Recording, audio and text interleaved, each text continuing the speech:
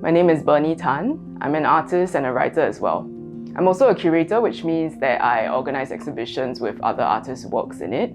I work with a few different mediums, one being embroidery and the other being making diagrams and drawings. But I'm really interested in how systems can be subjective and how the subjective can be found in systems. I also explore language through the text that I read and connect with, as well as text that I write myself. So I actually use my practice to work through a lot of my thoughts and feelings, and because of that, art making can actually be a lot of hard work for me, and sometimes can be a struggle as well. But it's actually quite fulfilling to figure out how to best represent my ideas. So The Kid in Your Hands was actually inspired by the way that I engage with books and stories in my own work, and combines it with drawing techniques.